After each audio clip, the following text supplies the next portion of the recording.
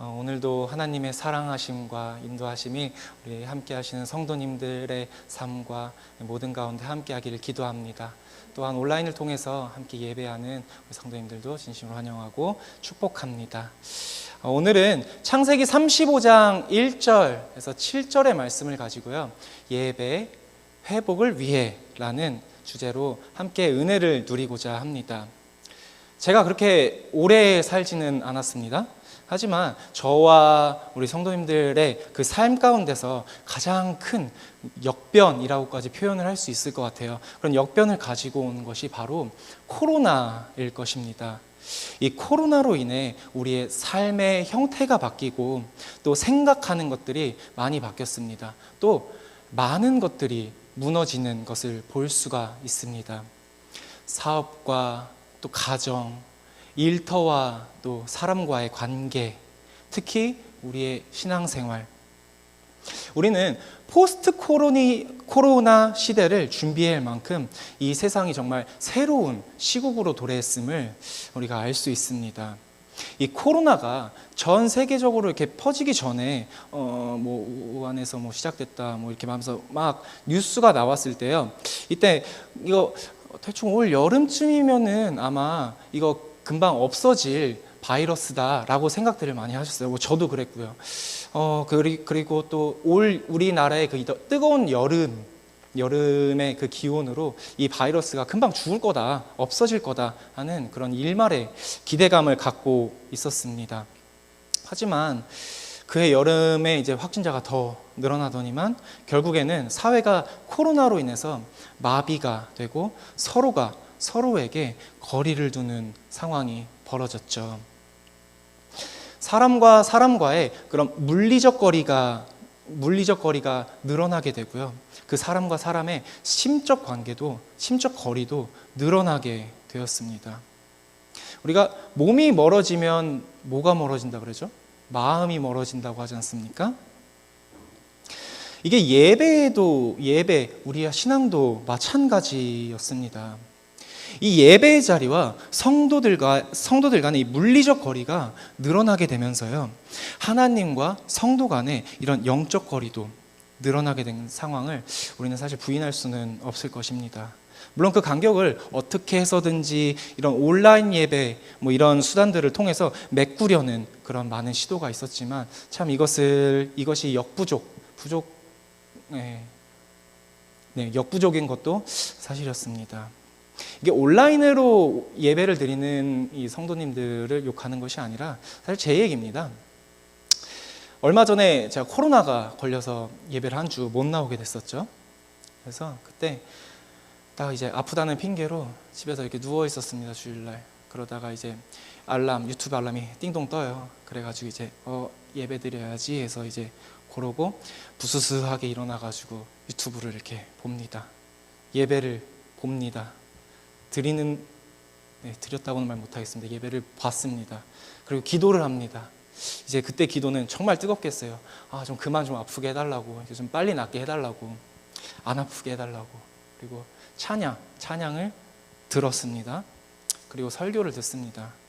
설교가 끝나고 나서 이제 바로 그 옆에 떠 있는 추천 영상들 쫙 있는 걸 이제 바로 예배 설교 끝나자마자 들어갔습니다. 이 썸네일들이 얼마나 멋지고 재미있게 생긴 것들이 많은 거를 성도님들도 아실 것입니다. 이 예배 1시간보다 우리가 예배를 드리는 1시간보다 참 더 빠르게 더 시간이 잘 가더라고요. 여기는 아프다는 핑계가 있었겠지만 과연 저는 그때 진정한 예배를 드렸을까요? 여기에 대해서 제 자신에 대해서 의문을 갖습니다. 이러한 모습이 비단 저만의 모습은 아니었을 것입니다. 이 코로나가 세상에 등장한 지 이제 벌써 2년이라는 시간이 훌쩍 지났죠. 아픔과 또 고통과 또 많은 눈물과 수많은 시행착오를 겪어나가면서 우리가 어느덧 우리를 옥매고 있던 그런 구속들이 조금씩 느슨해지는 것을 우리가 볼 수 있고, 이렇게 느슨해지면서 우리는 우리의 무너진 제단을 다시금 재건할 시간이 다가오고 있습니다. 이 코로나로 인해 무너진 우리의 신앙생활, 우리는 이전보다 더 굳센 마음으로 그 제단을 다시 쌓아 올려야 할 줄 믿습니다. 오늘 본문도요, 이러한 사실을 이야기를 해주고 있습니다. 오늘 본문인 창세기 35장은 우리가 잘 알고 있는 야곱이라는 인물이 등장을 합니다. 야곱, 너무나도 유명한 인물이죠. 아브라함의 하나님, 이삭의 하나님, 야곱의 하나님. 이러한 믿음의 조상인 야곱에게도요, 참 아픈 과거가 있습니다. 오늘 본문의 전장인 34장에는요, 그 야곱의 아픈 과거가 드러나 있는데요. 그 내용을 보자면요, 그는 과거에 가나안을 떠날 때 하나님께 드렸던 그 베델 서원, 이 베델 서원을 뭐 간단히 얘기하자면은 그가 사닥다리 환상을 보고 난 이후에 이제 하나님께 서원을 하죠. 이제 가나안으로 무사히 귀환시켜 주면은 내가 베델로 돌아와서 단을 쌓고 하나님께 11조, 네, 죄송합니다. 11조를 드리겠습니다라는 그런 서원을 했는데, 이거를 10년 동안을 이제 지키지 않는 모습이 34장에 나오게 되는 거고요. 그리고 야곱은 세겜에서 머무는 모습을 34절에서 보여주고 있습니다. 근데 이 세겜에서요, 그의 딸 디나가 안 좋은 일을 겪게 됩니다. 그래서 이것에 분노한 그 야곱의 아들들은 이제 세겜 족속을 도륙하는 그런 비극적인 안타까운 그런 상황이 펼쳐지게 되는 거죠. 이것은 참 야곱이 죽기 전에도 언급할 정도로 참 그 가족에게 비극이었던 그런 사건이었습니다. 이렇게 야곱과 그의 가정은 큰 화를 입고 난 후에 그가 한 행동이요. 하나님이 그를 다시금 그가 하나님께 서원하였던 그 베델로 올라오라고 이제 이야기를 하는 것이 오늘 본문의 내용인 것입니다. 그래서 오늘 그 모습이 1절에서 나타나고 있는데요. 우리 함께 35장 1절을 읽어보도록 하겠습니다. 시작. 하나님이 야곱에게 이르시되 일어나 베델로 올라가서 거기 거주하며 내가 내 형 에서의 낯을 피하여 도망하던 때에 내게 나타나 하나님께 거기서 제단을 쌓아라 하신지라. 아멘. 하나님은 화와 또 죄로 물든 그의 가정을요, 베델로 가게 하시고 하나님을 예배하는 제단을 쌓으라고 하시면서 그를 회복시키는 그런 모습을 볼 수가 있습니다. 오늘 오전에 담임 목사님의 말씀처럼요, 하나님은 사랑과 또 사명을 주심으로 그를 회복시킨다라고 하셨죠. 우리의 믿음의 회복, 이 첫걸음이 바로 하나님을 예배하는 제단을 쌓는 것입니다. 이 무너진 제단을 쌓는 것, 뭐 건물을 지으라, 뭐 이렇게 정말 단을 쌓아라, 뭐 그런 얘기가 아니라요, 예배를 회복해야 한다라고 말을 하고 있는 것입니다. 그래서 오늘 본문에서는 이 야곱이요, 그의 예배를 회복하기 위해서 몇 가지 행했던 것들이 있는데요. 이제 이것을 조금 알아보도록 하겠습니다. 가장 먼저 그는 예배를 회복하기 위해서 그 우상들을 먼저 제거를 하였습니다. 우리 함께 본문 2절을 읽어보도록 하겠습니다. 시작.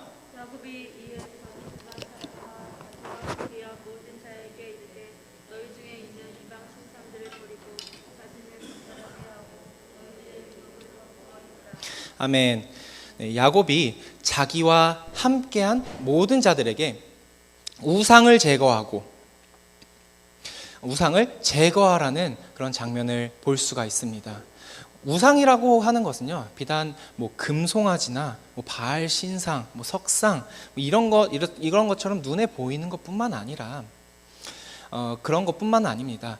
이 로마서 1장 21절에서 23절은요, 우상에 대해서 이렇게 이야기를 하고 있는데요.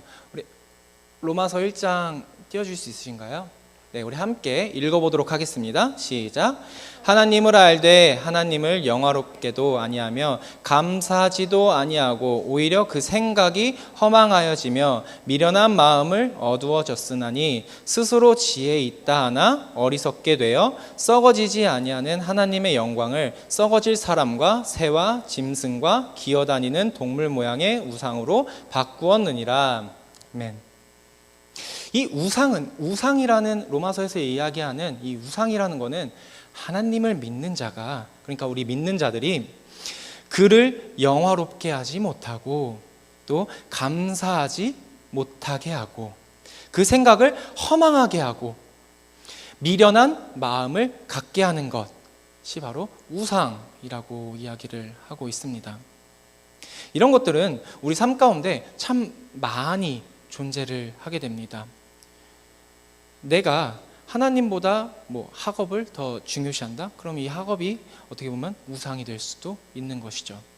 내가 하는 일이, 나의 직업이 하나님의 영광을 가리우는 것이다 한다면 이 또한 우상이 될 수가 있는 것입니다. 내가 쫓는 것이 하나님의 영광과 또 영생이 아닌 재물이라면 그 재물 또한 우상이 될 수도 있는 것이죠. 이 코로나라는 그 두려움이라는 그 방패로 예배를 드리지 않는 것, 예배 자리 가운데 나오지 않는 것, 물론 기저질환을 가지신 분이나 연세가 많으시고 몸이 약하신 분들은 정말 조심하고 또 조심해야 하겠죠. 하지만 이것을 핑계 삼아 그 영광 돌리는 일에서 한 발자국, 두 발자국 뒤로 물러서게 된다면 이 또한 우상을 숭배하는 것이지 않을까 생각을 합니다. 이렇듯 우리는 우리의 예배를 회복하기 위해서 가장 먼저 우상을 제거해야 합니다. 우리 주변에는 참 너무나도 많은 것들이 자리 잡고 있습니다. 우리는 이 영적으로 이것들을 잘 분별해야 합니다. 우리가 영적으로 분별해서 이 우상들을 하나하나 제거해야 합니다. 우리의 삶 가운데 남아있는 것은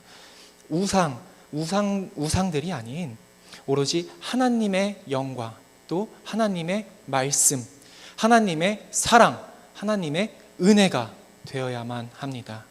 삶 가운데 우상을 제거하고 전심으로 하나님께 영광을 돌리며 예배하는 저와 여러분이 되길 소망합니다.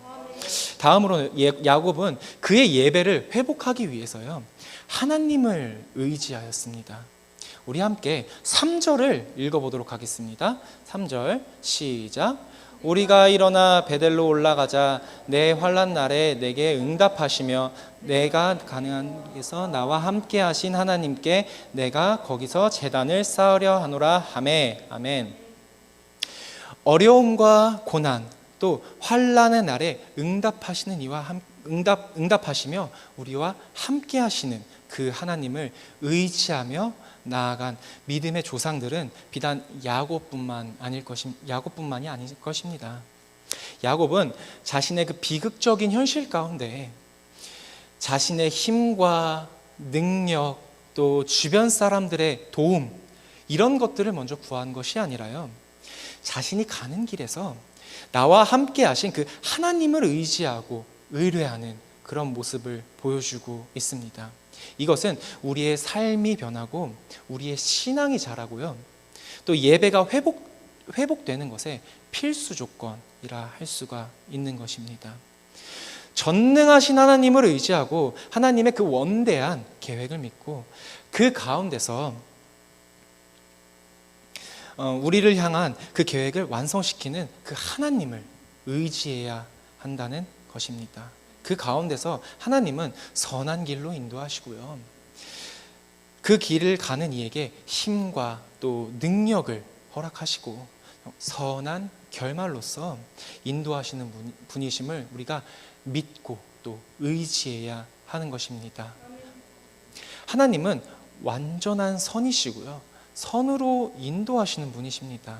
이 나그네 인생길 가운데 늘 임재하시고 동행하시는 그 임마누엘 하나님을 믿고 의지하며 나아가는 우리 성도님들이 되길 바랍니다.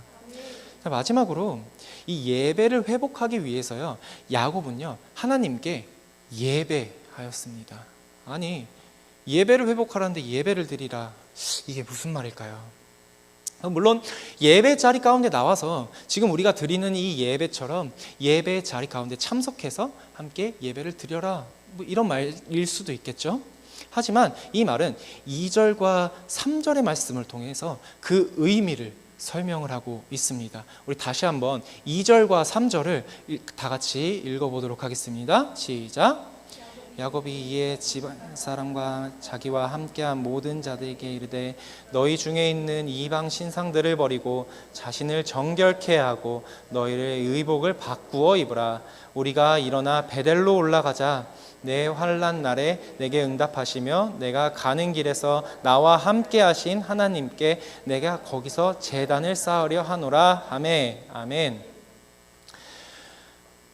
하나님께 드리는 그 예배를 드릴 때 우상을 버리고 자신을 정결케 하고 의복을 바꾸어 입고 예배를 드리라 라고 본문은 이야기를 하고 있습니다. 지금 입고 있는 옷을 이걸 갈아입으라, 이런 말이 아닙니다. 오직 그 예배 가운데 하나님의 영광만이 나타나고 그 정결한 마음으로 옛사람의 모습을 버리고 하나님이 우리에게 주신, 허락하신 그 새 옷을 입고 하나님께 영광을 돌리는 그런 예배를 드리라고 이야기를 하고 있는 것입니다.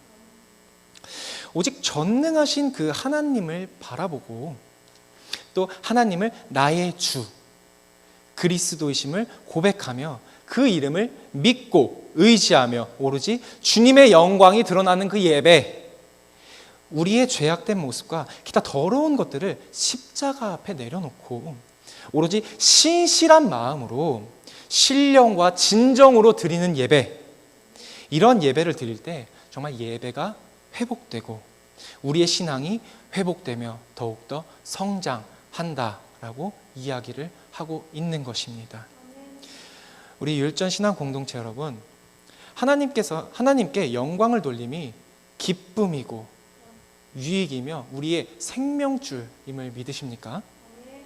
예배가 회복되기 위해서 정결한 마음으로 우리는 영적 예배를 드려야 합니다. 이 영적 예배를 드리는 저와 여러분이 되길 소망합니다. 네, 이제 말씀을 정리하려고 합니다. 우리 성도 여러분들은 예배를 보십니까? 예배를 드리십니까? 코로나라는 그 핑계 뒤에 숨어서 나의 삶의 문제라는 그 벽 뒤에 숨어서 예배를 보고 계시지는 않으십니까? 이제 우리는 예배를 드려야 합니다. 하나님께 드려야 합니다. 우리의 삶 곳곳에 자리한 그 우상을 제거해야 합니다. 하나님의 영광을 가리우는, 또 하나님께로 가는 그 길을 막는 그 우상을 제거해야 합니다. 또한 하나님을 의지해야 합니다.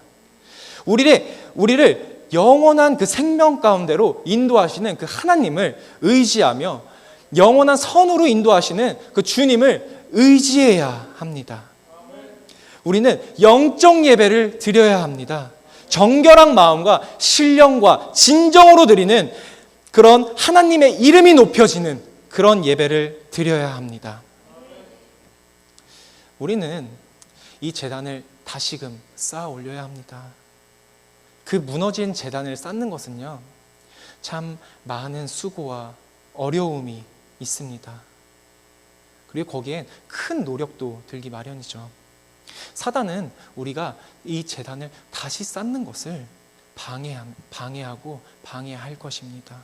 그럴 때마다 우리는 기도와 말씀으로 무장하고 이 성도의 모습을 회복하려 노력해야 되고 발버둥 쳐야 합니다.